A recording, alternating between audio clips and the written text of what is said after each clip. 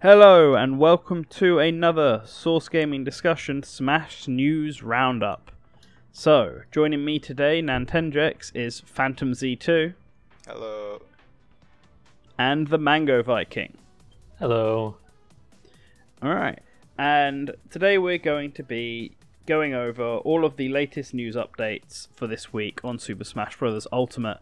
So, this week was slightly better than last week, I would say personally. What do you both think, Phantom? Personally, I was more surprised by the fact that we're actually talking about stages now, because they haven't done that yet.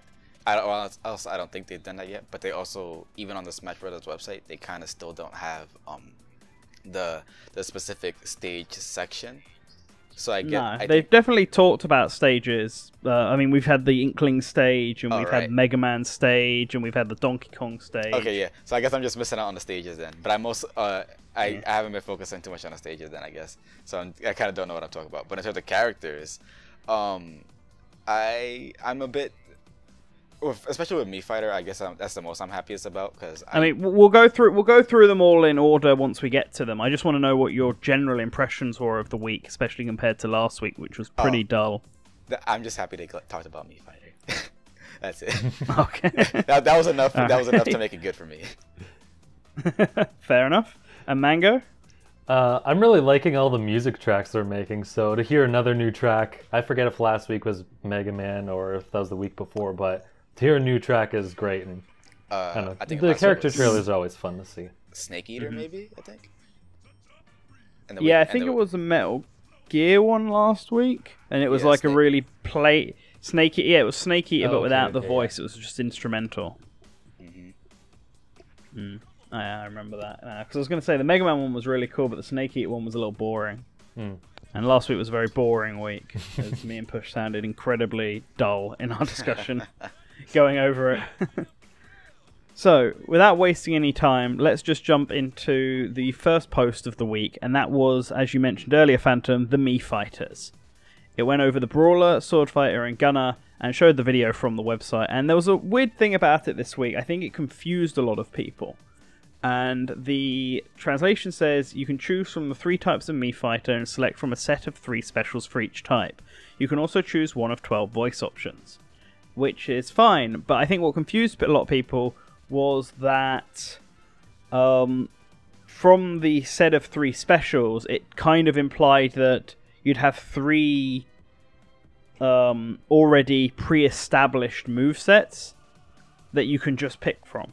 Like 1, 1, 1, 1, 2, 2, 2, 2, 3, 3, 3, 3, and those were the only options you could pick from. That was it. Like, you couldn't mix and match, which a lot of people took as a confirmation that custom moves were gone from the game. However, people from Japan and people from Europe, specifically I know France, according to their translation, it's not nearly as clear-cut as that.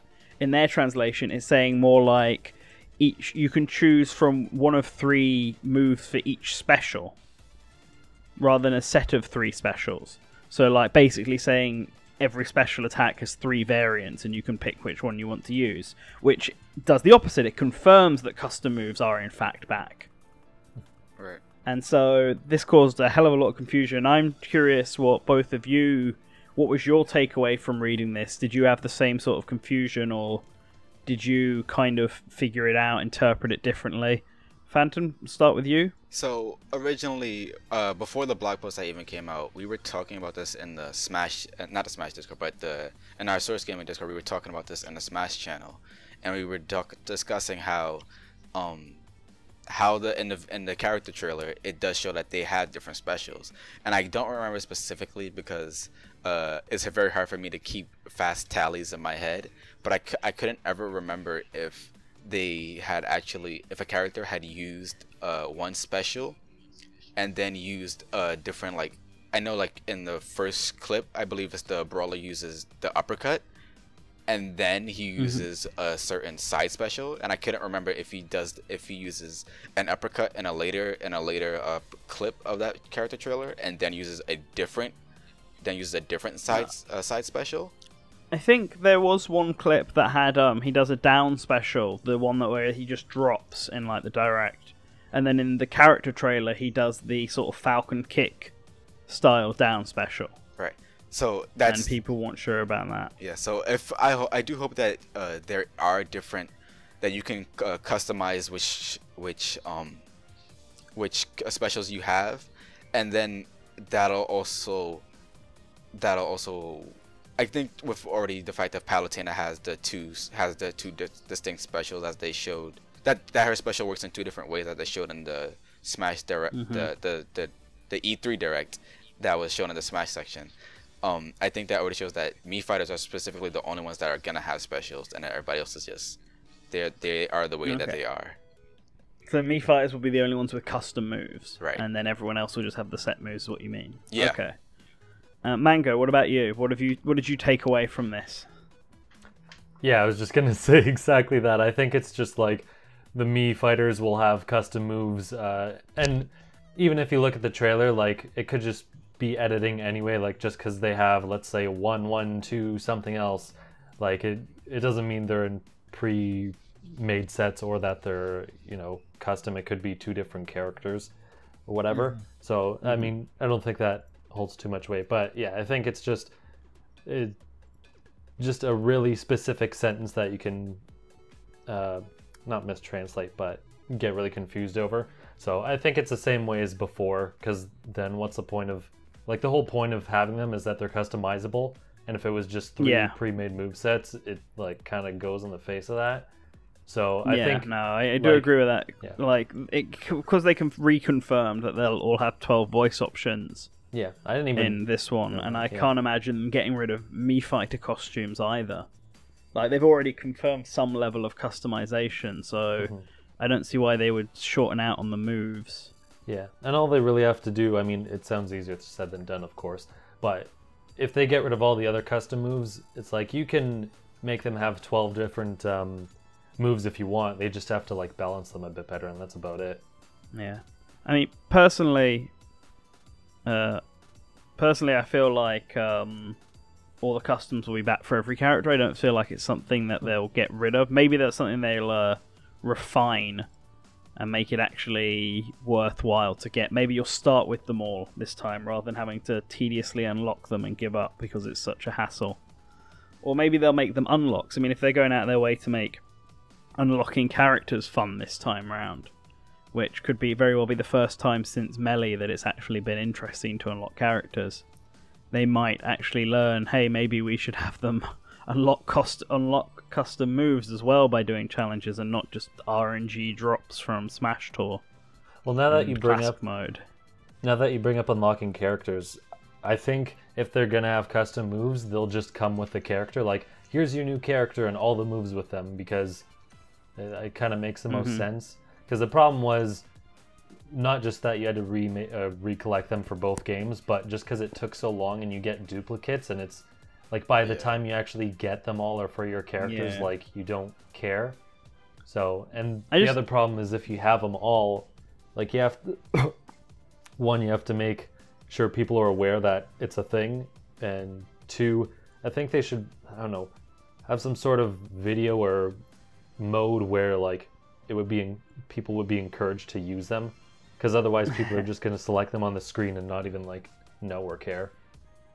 Yeah, I mean, it should just be easier to activate them and use the characters, because like I remember it being a massive hassle, and also trying to remember which of your custom Miis had what sort of layouts and stuff like this.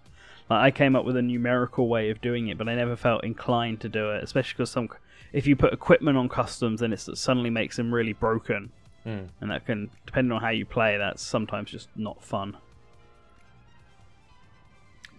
But you did give me one realization about unlockable characters, and that's that the Mii fighters are probably going to be the very first character you can unlock in the game, because you unlock them in Smash for Wii U and 3DS simply by creating a Mii. Like, going to customize and be like, create a character, and it's only once you've done that the Mii fighters appear on the CSS. So considering this game you only start with like the original 8, I reckon the first thing you could do is go to customize, make a Mii, and then that's Mii's unlocked.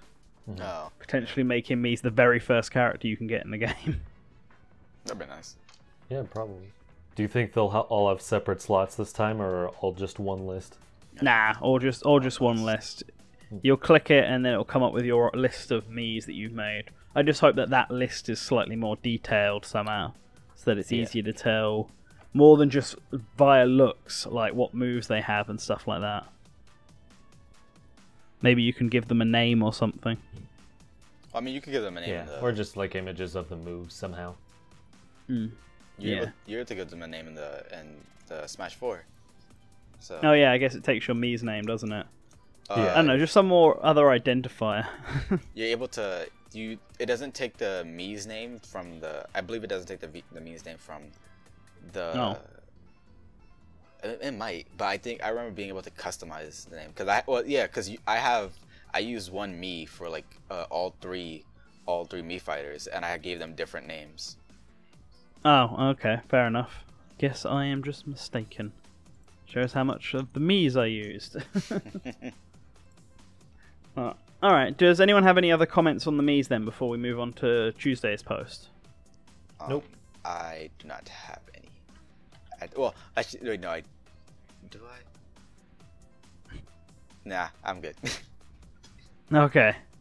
Well, let's go on to Tuesday's post then. And this one was another stage. This time a brand new stage, not a returning stage. Kind of like how we had the Splatoon stage the other day. And that was the Great Plateau Tower from Breath of the Wild. So the translation describes it as, this is a tower everyone visits first in The Legend of Zelda Breath of the Wild. The top part of the tower can be destroyed after taking damage, but will come back eventually. You can spot a certain old man in the background watching over the match. So I really like this stage. It's the very first area of Breath of the Wild, which makes a lot of sense for the level. I always thought it would be, but I always thought it'd be like a traveling stage or something. It's actually a very simple stage. It's just one platform with another one that can appear if you destroy the top. And I'm not sure if this is a good or a bad thing. Like, it's so simple that it's almost boring, but at the same time, there are already a lot of, like, moving and hazard-filled levels, so maybe it's nicer to have a plain one? What do you guys think? You want to go first, Mango? Or?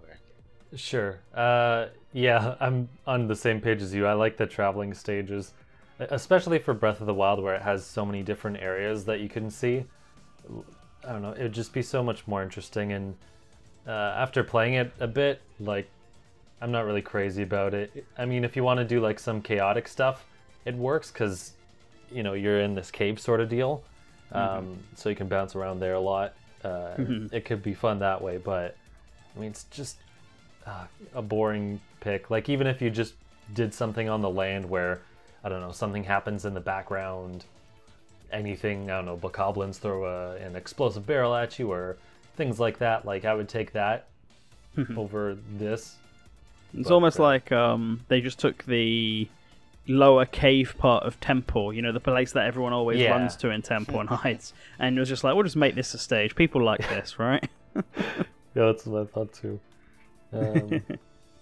Yeah, no, hopefully they'll have other ones. I'm wondering if when Sakurai says like, oh, you know, we won't have as many characters, and you know, that's because half of them are from old games, if that extends to like the rest of the games and maybe stages, because I know the Star Fox one took them like a year to make, so I'm sure the other traveling stages were hard, so you might just be like, you know what, that's a bit much, let's make it a bit more simple. Because the Inkling stage is kind of like that too. It's like a zigzag sort of pattern. No, I thought that as well. The Inkling stage is pretty simple stage, and so is this one. We haven't seen much of the new Donk City stage.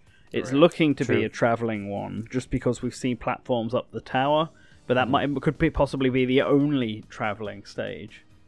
So it's hard to tell. We'll have to wait until we see another new stage. Depends on how many new stages there actually are.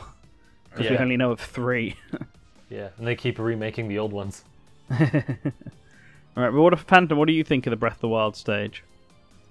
It could be better. It's mostly because they only took the top part, but I kind of wish that they added like the part where you're climbing it, where there's like different sections where you can take a breather and recollect your stamina, where it has like the maybe 2 ledges on each side, like one that's higher to the main stage, and then one that's lower towards closer towards the blast zone. That probably as a like just like a saving grace for like if you're about to die, maybe, or maybe a bit higher than just almost at the blast zone. But the stage kind of seems too plain for me, even with the fact that the tower can break and this creates a platform. It's just like it doesn't seem like it's doing a lot. It's not doing really much, especially if you have hazards turned off. Then if the tower doesn't break, then I mean it's kind of just a normal stage at that point, and it doesn't have anything else going for it. Yeah, I mean you can climb in the game, so I'm surprised they couldn't make it so like the tower is climbable from below. Say the platform's below, and then you go down there, you can climb back up.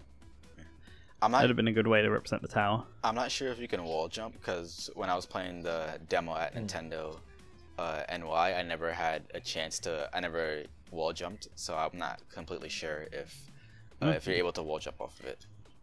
Maybe that's something I can figure out when I'm playing it on Sunday. But yeah, the only thing I'm wondering in this stage is the old man flies in onto it and then presumably flies off when he leaves. Where is he flying to and from? He like flies from above the tower and lands. So he's got to be flying from somewhere higher than the tower. And I don't know where that's from. It's a mystery that I'll never answer. Phantom, just you adding like 1 or 2 platforms on the bottom just made it like 10 times more interesting. Because usually when you go like so far beneath the stage, you're just screwed. But you could have someone there, like if you have enough people, someone's there and then just trying to dunk people down or hit people. Oh man. Just add a bit more verticality to the stage. Yeah. But alright. Do either of you have any final comments to make on this stage before we move on to the next and probably best post of the week? I hate it. That's not a good stage at all. That's a good way to go out. Not only that, but there's too much airspace for it as well. It's like the stage itself is really small. So when you get knocked off, it's like, okay, there's all this empty space where you can just move as much as you want while you're in the air. Well, even Battlefield, even though it's small, you have like a bunch of platforms and things to move with, which the starting place is you have like a very small rectangular space, and that's about it. So it's weird, but we'll see. Alright, let's go on to Wednesday's post, possibly the best post of the whole week, in my opinion. Because it's the music post. And unlike last week's incredibly lackluster Snake Eater remix, this one is an F-Zero medley, taking songs from Deathwind, Firefield, and potentially a few more. What makes this one really interesting is it's composed by Takanobu Mitsuyoshi, who works on many Sega titles like Virtua Fighter 2, Shenmue, and Daytona USA. And what I discovered about this guy after hearing the very, very good vocal song that is this medley is that he likes to sing all of his own songs. Oh, so that's in him? his remixes. That's crazy. That's him singing. Oh, so is he the guy who does that Daytona? Is that him? Yeah, it's him. Oh, yeah. wow. Daytona, blow away. It's great. It's like, I actually started listening to the Daytona soundtrack after listening to this. It's such hypeful music. It actually makes me want to play Daytona. And I'm not into those sorts of racing games. And so I love the fact that he chose an F-Zero song and chose to do it in the Daytona style.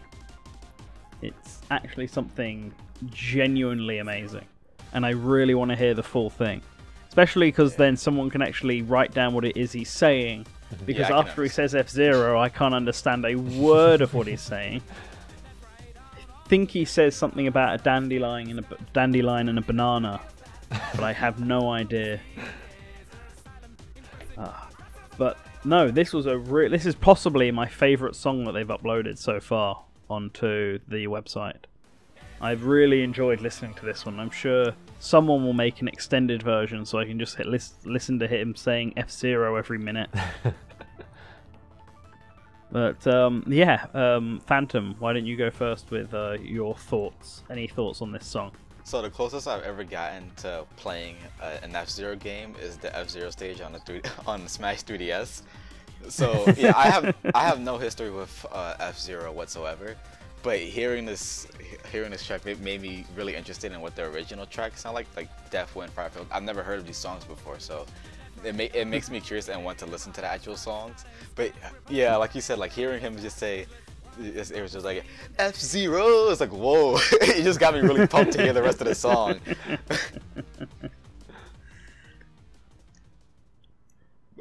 I think I'm also very interested in the fact that they're getting a lot of. It seems like they're getting a lot of Sega people because they have Tomoya Otani on the Bomb Rush Blush remix. They have Jun Sano on the Mega Man 4 medley.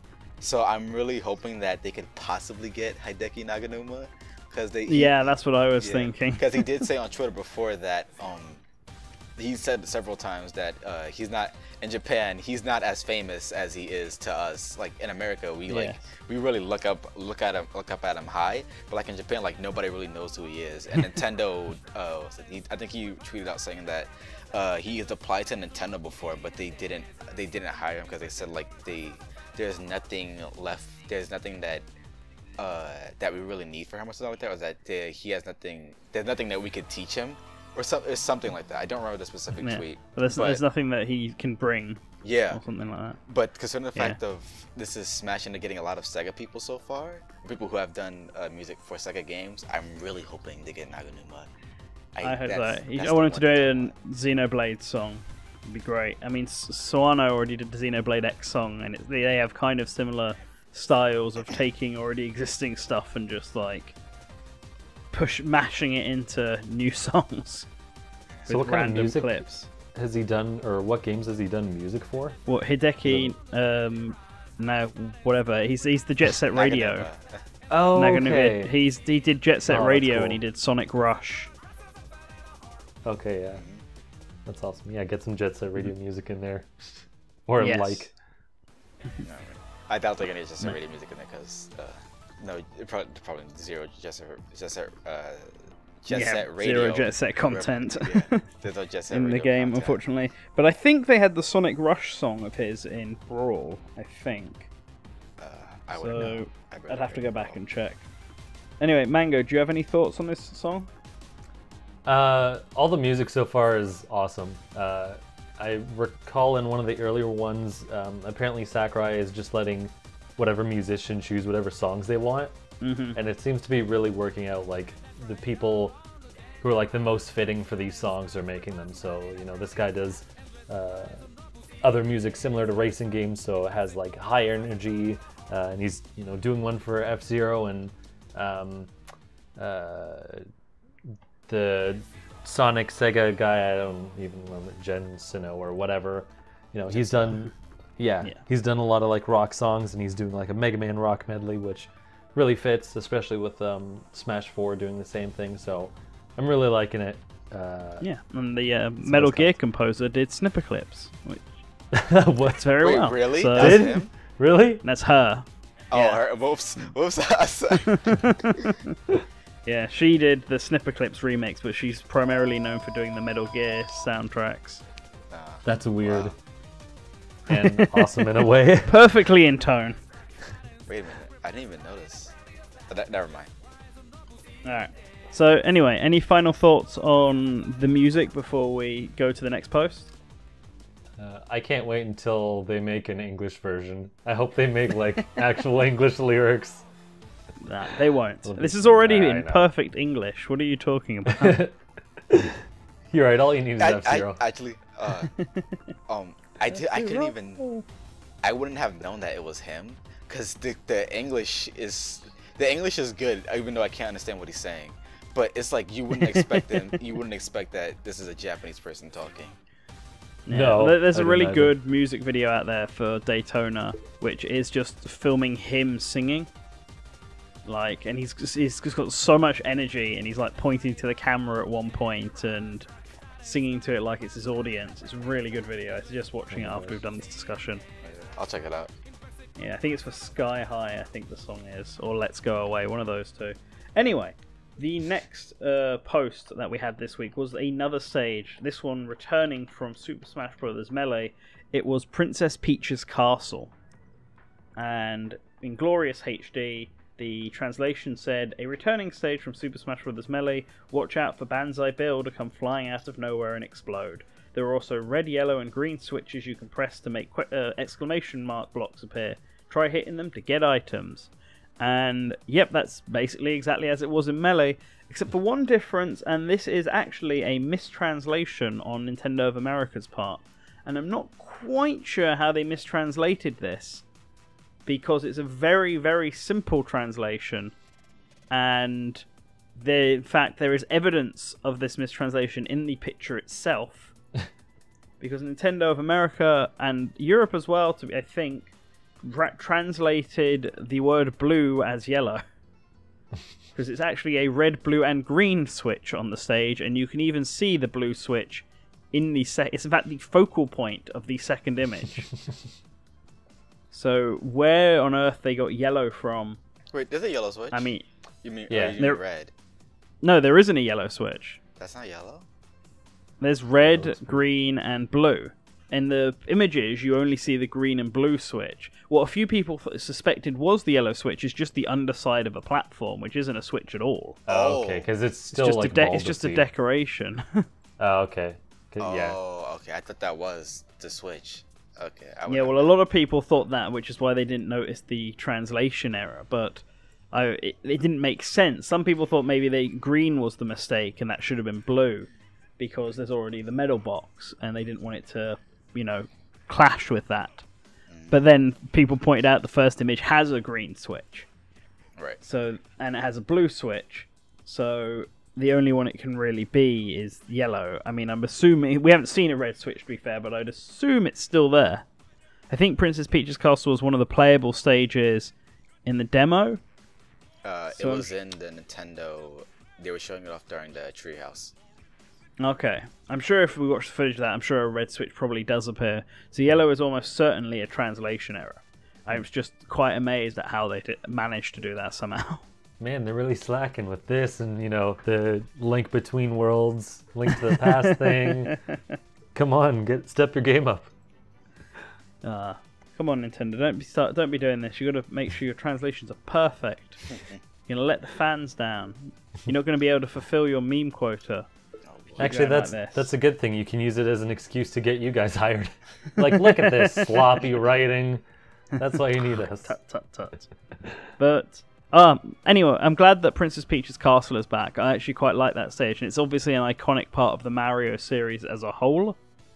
So I feel like it deserves some kind of place in Smash. I mean, it was in the background in Smash 3DS, being on 3D Land right at the start.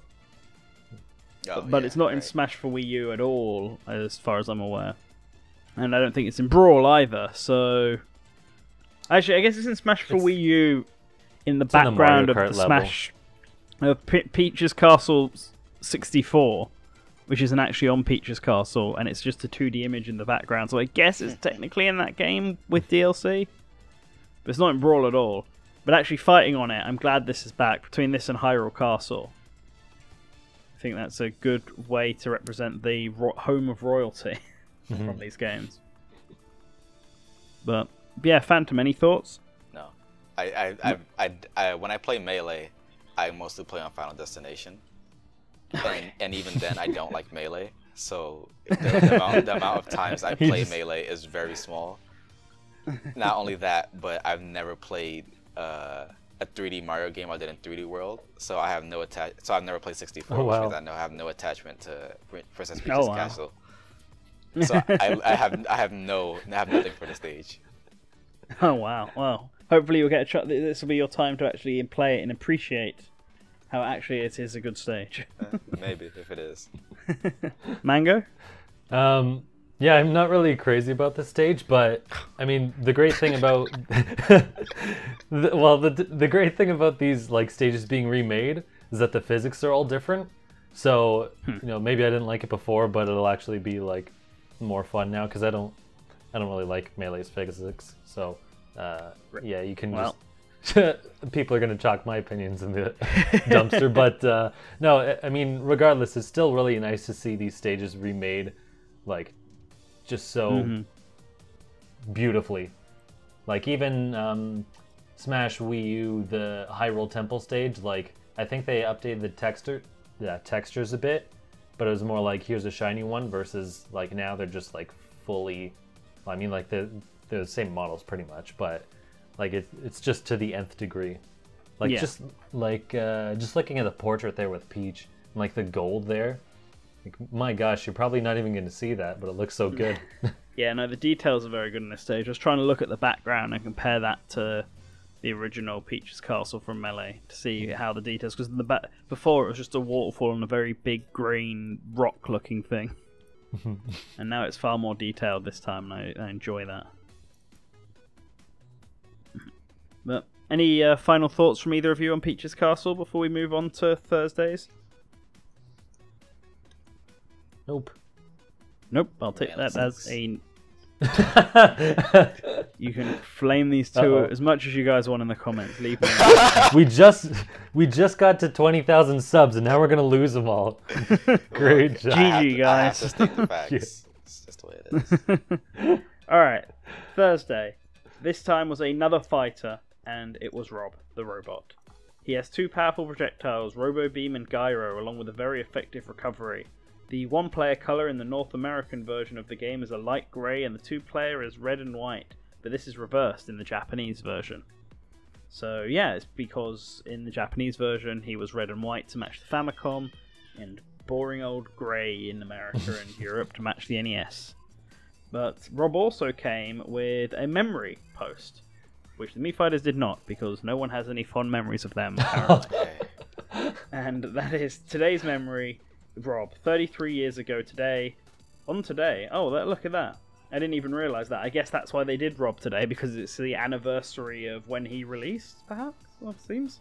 Seems like it. 33 years ago today, 1985, Rob went on sale for the Famicom. Stack Up and Gyromite were two games that Rob could be used with. And in fact, they're the only two games that Rob can be used with. They managed to get everything of Rob's legacy in one memory post.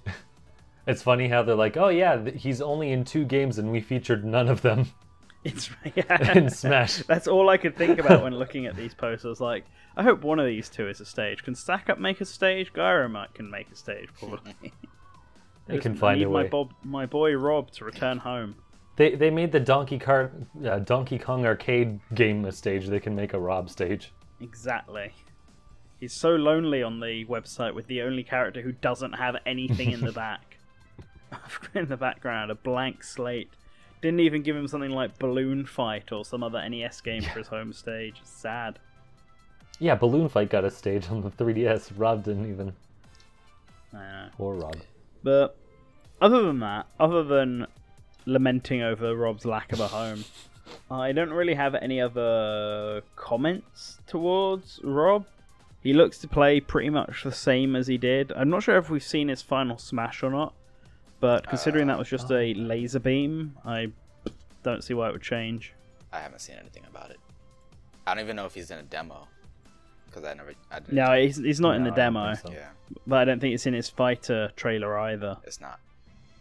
Yeah. Maybe it is different then. Because that's Rob. I don't really have any comments. Like, he's back.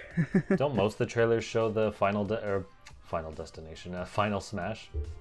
No. So I mean, no, Rob's doesn't, but a lot of the trailers end on their final Smash. Yeah, Only a handful haven't. Yeah. Which is why people think like Chrom is going to be an Echo Fighter, because Robin's like the only Fire Emblem character to not have his trailer end on his final Smash. Right. Which leaves it ambiguous whether or not it's the same. Yeah, but I think I wouldn't be surprised if they changed it. I mean, DDD's changed, I think, literally every game. Yeah. DDD's, I kind of understand it's a bit long. Yeah. But Rob's is Rob basically adopted the Pokemon Trainer's final Smash. Yeah. And so that's back in the game. So unless they removed it so that they could have unique final Smashes, like how both Zelda and Sheik have lost their light arrows.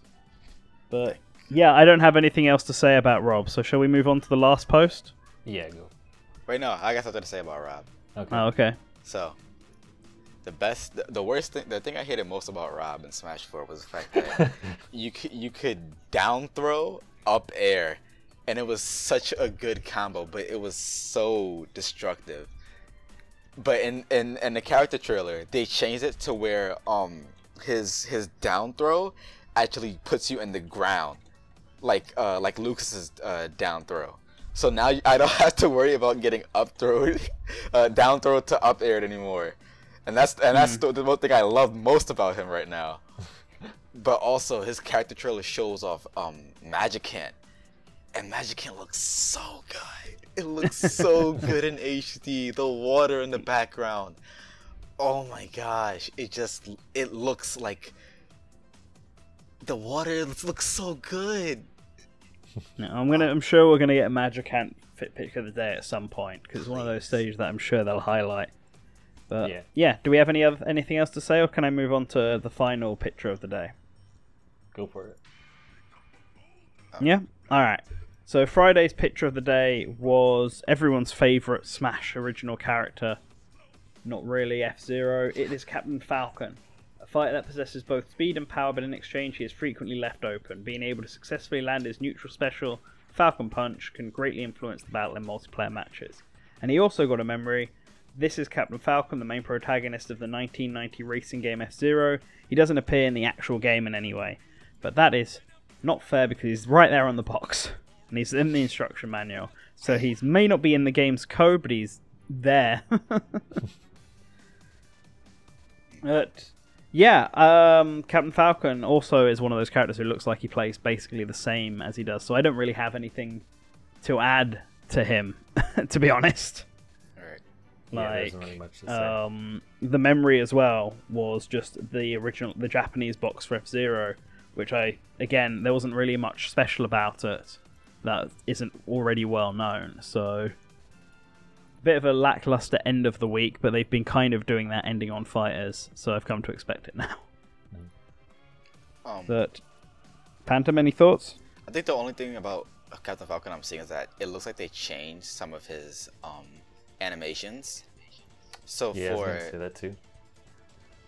Yeah, for his up B, I think instead of where it looks like he was hugging you, like he's grabbing you with both of his hands, it looks like he's grabbing you with one hand instead.